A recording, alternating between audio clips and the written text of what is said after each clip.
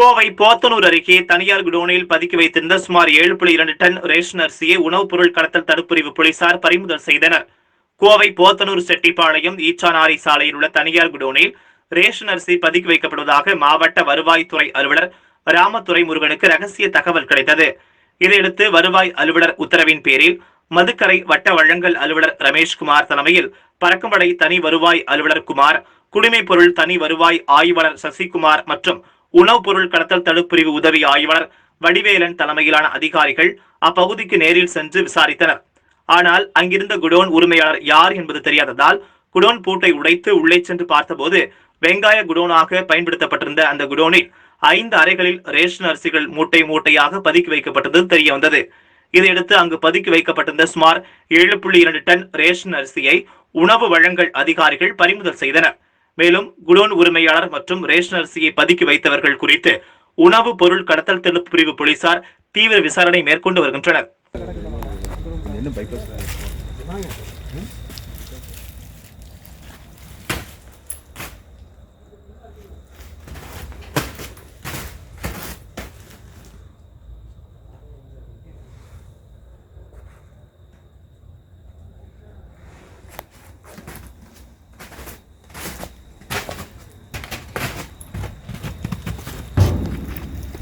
Sir சொன்னீங்கன்னா photo எடுத்துடலாம்.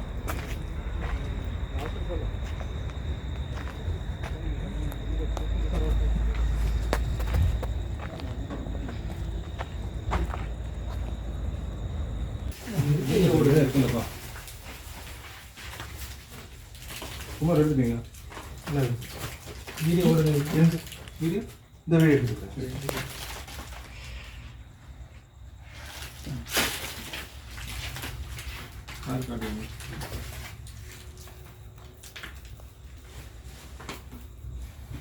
வெளியில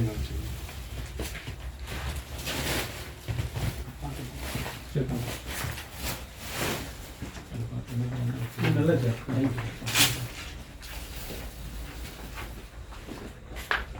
அந்த ரூம்ல இருக்குங்க சார். இல்லை சார், அது சின்ன வெங்காயம் மட்டும் இருக்கு.